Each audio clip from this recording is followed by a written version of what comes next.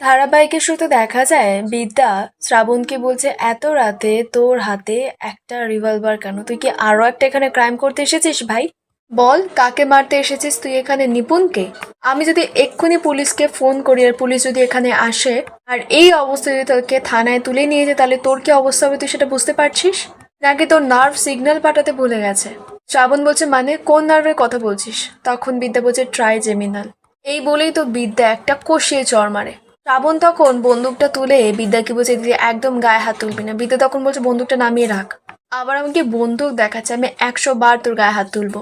আমি চাইলে না এক্ষুনি পুলিশকে ফোন করতে পারি, দাঁড়া। তো সঙ্গে সঙ্গে বিদ্যা তোরসাকে ফোন করে। তো তোরসা ফোন ধরে। তো বিদ্যা বলছে, ম্যাডাম তোরসা ব্যানার্জি, আপনার ছেলে এই মুহূর্তে হাতে রিভলভার নিয়ে উদ্ধত অবস্থায় হাসপাতালের লবিতে। কি বানাচ্ছেন আপনি আপনার ছেলেকে? ক্রিমিনাল? কলেজে পাঠাচ্ছেন, স্কুলে পাঠাচ্ছেন, কিন্তু কোনো খবর রাখছেন না। ছেলেকে কি বানাচ্ছেন? ক্রিমিনাল। কলেজে পাঠাচ্ছেন, স্কুলে পাঠাচ্ছেন, কিন্তু কোনো খোঁজ রাখছেন না। শুধুমাত্র নিজেকে নিয়ে মত্ত থাকছেন। আপনাদের তো অনেক টাকা, সেই টাকা দিয়ে ছেলেদের বাইক কিনে দিচ্ছেন, তারা ডিস্কে যাচ্ছে, মদ খাচ্ছে। একেবারে যুব সমাজটাকে আপনারা নষ্ট করে দিচ্ছেন। কোন দিকে নিয়ে যাচ্ছেন আপনারা সমাজটাকে? একদিন তো ওরাই আপনাদের দিকে আঙুল তুলে বলবে যে এই সব কিছুর জন্য তো আপনারাই দায়ী। তোরসা বলছে, একদম চুপ করে থাকবে। আমার ছেলে কি করছে না করছে সেটা নিয়ে তোমাকে ভাবতে হবে না। বিদ্যা বলছে, 100 বার ভাবতে হবে, কারণ ও আমার ভাই। তোরসা তখন বলছে, নট এট অল, ও তোমার ভাই নয়, তোমার মা অন্য কেউ ছিল, আমার ছেলে। বিদ্যা বলছে, কিন্তু বাবা তো ওর আর আমার একই, তাই না মিস্টার কাশ্যপ ব্যানার্জি, আমাদের বাবা। আজকে ওকে যদি আমি তুলে নিয়ে গিয়ে থানায় পুড়ে দিই, তাহলে কি হবে ভাবতে পারছেন? আপনার ছেলে এখানে এসেছিল নিপুণ মল্লিককে মারতে, যাতে আমি ফেঁসে যাই। এটা কি সম্পর্ক? কেমন সম্পর্ক? সমস্ত সম্পর্কের সমীকরণগুলো যেন কেমন পাল্টে যাচ্ছে। কোন পৃথিবীতে আছি? তখনই সেখানে রাজদেব বাবু এসে বলছে বিদ্যাকে যে তুমি এই পৃথিবীতেই আছো। বিদ্যা বলছে, আপনি? তখন রাজদেব বাবু বলছে যে হ্যাঁ আমি। ওই যে শ্রাবণের হাতে রিভলভারটা রয়েছে, ওটা খেলনা রিভলভার। রাজদেব বাবু বিদ্যা থেকে ফোনটা নেই তোরসাকে বলছে, ম্যাডাম আপনি একদম কোনো চিন্তা করবেন না, আপনার ছেলে কোনো ক্রাইম করেনি, আপনি নিশ্চিন্তে ঘুমন। তখন তোরসা বলছে, কিন্তু ও যে বলছে। তখন রাজদেব বাবু বলছে, ও তো বলবেই, ও শ্রাবণকে ফাঁসাতে চাইছে, তাই এসব বলছে। এই বলেই ফোন রেখে দেয়। পিহু তখন এসেই তোরসাকে বলছে যে কার ফোন ছিল? বিদ্যার, তাই না? তখন তোরসা বলছে, তুই কি করে জানলি? পিহু বলছে, তোমার ছেলের সম্বন্ধে কথা হচ্ছে, তা কে বার ফোন করবে? নিশ্চয়ই বিদ্যাই ফোন করেছিল। ওই তো একমাত্র শাসন করতে চায়, ওই এই প্রজন্মকে শেখাতে চায়, বোঝাতে চায় যে কোনটা ঠিক আর কোনটা ভুল। তোরসা বলছে, এই শোনো, একদম না আমাকে অ্যাডভাইস দেবে না, তোমার অ্যাডভাইস শুনতে আমার একদম ভাল লাগে না। তুমি তোমার সংসার গিয়ে সামলাও, আমার ছেলের ব্যাপারে একদম নাক গলাতে আসবে না। তখন পিউ বলছে, তুমি এখনো তার মানে বিদ্যাকে নিজের মেয়ে বলে স্বীকৃতি দেবে না, তাই তো?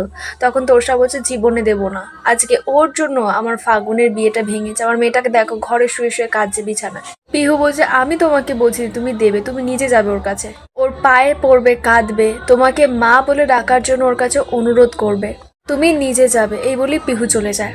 অপরদিকে বিদ্যা রাজদেব বাবুকে বলছে, নকল রিভলভার মানে? তো রাজদেব বাবু বলছে যখন যে আজ তো তোমার ফুলসজ্জা ছিল, তাই না?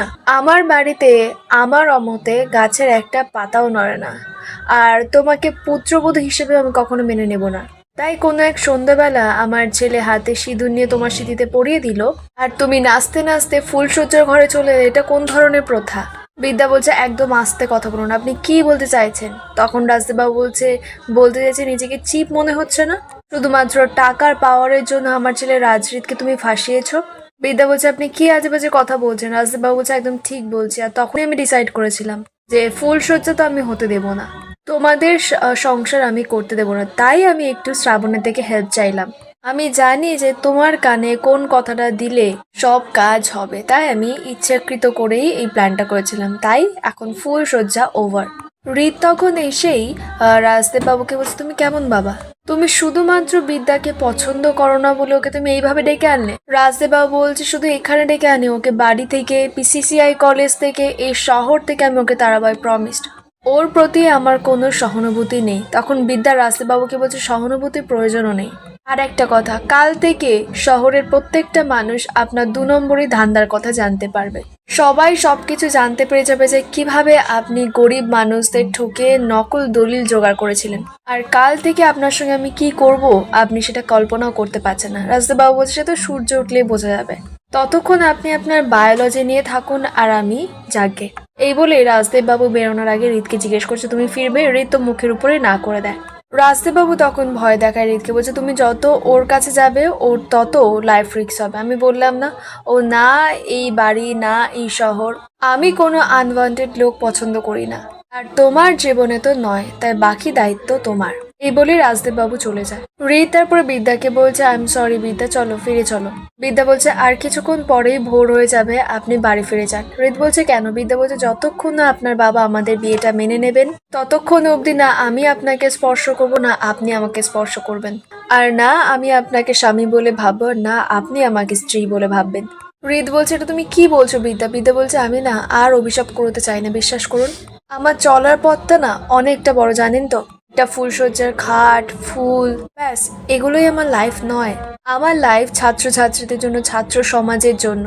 একদিন এই ছাত্রছাত্রীদের নিয়েই আমরা গর্ব করব। রিত বলছে বিদ্যা আমি তোমাকে ছাড়া কিচ্ছু বুঝি না, আমি তোমাকে ছাড়া থাকতে পারবো না বিদ্যা, রিয়েলি লাভ ইউ।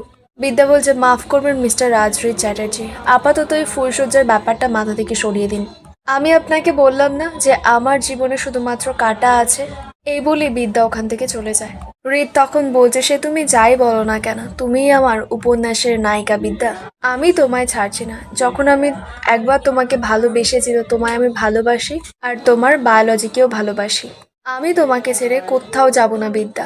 অপরদিকে বিদ্যা ঘরে গিয়ে তো কাঁদছে, রিতের কথা মনে পড়ছে, তোরসার কথা মনে পড়ছে, তোরসা যে এইভাবে ওকে শাপান্তর করেছে সেটা তো ওর খুব কষ্ট লাগছে। বিদ্যা তারপর ঘরে যায়, গিয়ে দেখে যে খাটটাকে সুন্দর ফুল দিয়ে সবকিছু দিয়ে সাজানো হয়েছে। বিদ্যা সেসব দেখে তো ছিঁড়ে টেনে ফেলে দেয়। বিদ্যা তো রেগে মেগে আরো সব ফুলগুলো ছিঁড়ছে। রিত তখন গিয়ে বিদ্যাকে আটকায়, বিদ্যা চিৎকার করে কাঁদতে কাঁদতে রিতকে জড়িয়ে ধরে। রিত বলছে বিদ্যা কি হয়েছে, এরকম করো না। বিদ্যা তখনই রিতকে দেখে যে জড়িয়ে ধরেছে, সঙ্গে সঙ্গে কি ছেড়ে দিয়েই রিতকে একটা চড় মারে। চরমেরি বলছে কি প্রয়োজন ছিল, এই বলেই কাজে রিত তখন বিদ্যাকে খাটে বসিয়ে বলছে বিদ্যা কি হয়েছে। বিদ্যা তো সেই একই কথা, মাথার ফুল ফুল সব ছিঁড়ে দিয়েছে, চিৎকার করে বলছে কি প্রয়োজন ছিল এইসব উপন্যাসের, কি প্রয়োজন ছিল। আর এখানেই আজকের পর্বের আপডেট শেষ হয়, দেখা হবে আগামী পর্বের আপডেটের সঙ্গে।